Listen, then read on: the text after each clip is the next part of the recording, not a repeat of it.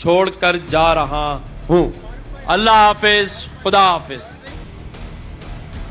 نہال ہاشمی پرانا سیاسی ورکر ہے، وہ ایسا نہیں کریں گے اور حکومت کے ساتھ رہیں گے۔ دھمکیاں دینا، احتجاج کرنا، یہ ایم کیو ایم کی پرانی سیاست، کیو ایم کو منانا کوئی بڑی بات نہیں ہے۔ ان کو پتہ ہے کہ کیوں ان کو ہٹایا گیا ہے اور کون شخص ان کے ہٹانے میں کس کا کردار ہے۔ میں چھوڑ کر جا رہا ہوں۔ سندھ کی سیاست میں بڑی تبدیلی، نہال ہاشمی سندھ کے نئے گورنر بن گئے۔ ایک طرف تو ایم کیو ایم پاکستان نے وزیر اعظم سے رابطہ کرنے کا فیصلہ کیا، تو دوسری جانب نئے گورنر کی آمد کے ساتھ ہی سیاسی منظرنامہ تبدیل ہو چکا ہے۔ لیکن ساتھ ہی کھرے لہجے میں واضح کیا ہے کہ وہ گونگے اور بہرے گورنر نہیں تھے اور عوام کے لیے آواز اٹھانے پر کسی بھی سزا کے لیے تیار ہیں۔ اس اہم سیاسی صورتحال اور تبدیلی پر بات کرنے کے لیے ہمارے ساتھ موجود ہیں سینئر صحافی و تجزیہ نگار، ڈائریکٹر پولیٹیکل افیئر رفیق بھٹو صاحب۔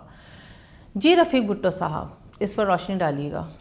جی، نہال ہاشمی ایک متوسط مڈل کلاس آدمی ہے اور پرانا سیاسی ورکر ہے، اور اس کے جو ملکی سیاست ہے، اس کے جو داؤ پیج ہیں، سارا اس کو پتہ ہے۔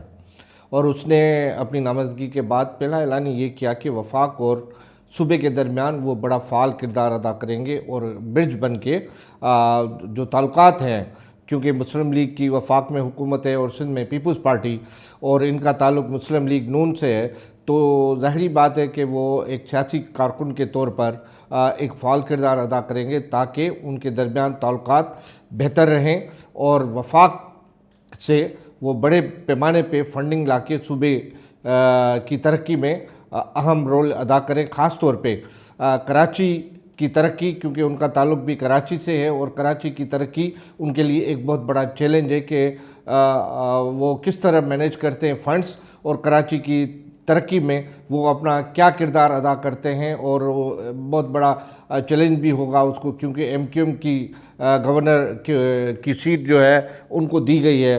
تو ایک طرف ایم کیو ایم جو کراچی کی ایک کراچی سے تعلق رکھنے والی جماعت ہے، وہ بھی ان کے لیے ایک بڑا چیلنج رہے گا کہ وہ اس کے ساتھ اپنے تعلقات کس طرح کرتے ہیں، اور جو ایم کیو ایم کے اندر جو فرسٹریشن ہے اس کو کس طرح وہ ریڈیوس کرتے ہیں اور کس طرح سیاسی طور پہ ان کو اپنے قریب لاتے ہیں۔ تو یہ بھی ان کا ایک بہت بڑا چیلنج رہے گا۔ اور دیکھیں، نہال ہاشمی کی جو نامینیشن ہے وہ کوئی معمولی بات نہیں ہے۔ مسلم لیگ کے اندر اور بھی 3، 4، 5 چہرے تھے، جس میں ایک اکبر گجر تھا، بشیر میمن تھا، شاہ محمد شاہ تھے، اور سب سے بڑا جو ان کے جو ایک دلچسپ کردار تھا وہ تھا مرزا اشتیاق بیگ کا، جو کہ ایک ڈپلومیٹ ہیں، اور ان کے بھائی پیپلز پارٹی میں ہیں مرزا اختیار بیگ، اور وہ نون لیگ میں ہیں اور بڑا فعال کردار ادا کرتے ہیں نون لیگ کے لیے۔ وہ بھی ایک آپٹومسٹک تھے اس عہدے کے لیے، لیکن ان کے اس میں وہ جو ہے ایوارڈ نہیں ہوا، اور نہال ہاشمی کی قربانیاں ہیں اور بہت پرانے، اور ہمارے تو بہت پرانے دوست ہیں، اور ان سے ہمارا تعلق بامبیلی ایک این جی او ہوتی تھی جاوید جبار کی، اس زمانے سے ہے۔ اس کے بعد وہ مسلم لیگ میں گئے، اور آپ کو یاد ہوگا کہ کنٹیم آف کورٹ کے سپریم کورٹ کے آرڈر سے وہ جیل بھی گئے، اور ججوں کو انہوں نے للکارا، اور بڑے جمہوری سوچ رکھنے والے شخص ہیں، اور ان سے جمہوری قدروں کو آگے لانے کی بھی توقعات بہت زیادہ ہیں۔ رفیق بھٹو صاحب، یہ بتائیے گا کہ نہال ہاشمی کے گورنر سندھ تعیناتی کے بعد وفاق اور صوبے کے تعلقات میں کیا نئی تبدیلی رونما ہوگی؟ دیکھیں، کامران ٹیسوری کی جو نامینیشن تھی بطور گورنر، وہ ایم کیو ایم اور مسلم لیگ کا انٹرنل ارینجمنٹ تھا، کیونکہ پیپلز پارٹی کا اس سے کوئی واسطہ نہیں۔ پیپلز پارٹی کو 2 گورنرشپ پنجاب اور کے پی کے ہے، بلوچستان اور سندھ جو ہے وہ مسلم لیگ کے حوالے تھی، جو پیپلز پارٹی اور نون لیگ کا جو معاہدہ تھا۔ تو اب انہوں نے کسی قوت کی مداخلت پہ کامران ٹیسوری کو آگے لائے اور سندھ کا گورنر انہوں نے رکھا، اور انہوں نے آج خود بھی کہا ہے کامران ٹیسوری نے کہ ان کو پتہ ہے کہ ان کو کس نے ہٹایا ہے، لیکن سیاسی اور ملکی مفادات کی خاطر اس شخصیت کا وہ نام لینے سے قاصر ہیں اور نام نہیں لیں گے۔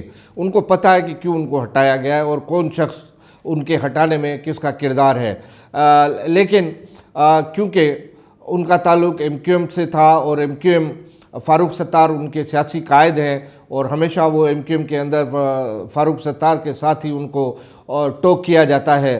تو فاروق ستار نے کل جو بات کی ہے اور جس سیاسی شطرنج کا جو کھیل کھیلا ہے اس میں انہوں نے بڑی بات کر دی ہے. انہوں نے کہا ہے کہ ایم کیو ایم کو اس وقت حکومت سے فوری طور پہ باہر آنا چاہیے کیونکہ اب گورنر کا عہدہ واپس لینے کے بعد ایم کیو ایم کی مقبولیت میں جو ہے وہ کمی ہوگی اور اس کمی کو پورا کرنے کے لیے یہ ضروری ہے کہ ایم کیو ایم اقتدار سے باہر آئے اور ماسز کی پالیٹکس کرے اور اپنے عوام میں آ کر اپنی جو عوامی سیاست ہے اس کو کرے. لیکن دوسری طرف جو دو بڑے ایم کیو ایم کے گروپس ہیں، خالد مقبول کا گروپ جو خود وفاقی وزیر ہیں اور مصطفیٰ کمال کا سرزمین پارٹی والا جو گروپ تھا، وہ دونوں وفاقی وزراء ہیں. وہ کیسے چاہیں گے کہ جی اپنی وزارتیں چھوڑ کے پھر عوام میں گل مل جائیں، وہ عوامی سیاست کریں؟ یہ ان کے لیے بہت بڑا اور کڑوا فیصلہ ہوگا جو میری دانش مندی میں وہ ایسا نہیں کریں گے اور حکومت کے ساتھ رہیں گے. دھمکیاں دینا، احتجاج کرنا، یہ ایم کیو ایم کی پرانی سیاست ہے، آپ کو بھی پتہ ہے، ہمیں بھی پتہ ہے، لیکن وہ ہمیشہ اقتدار کے ساتھ ہی رہے ہیں اور اقتدار نہیں چھوڑیں گے.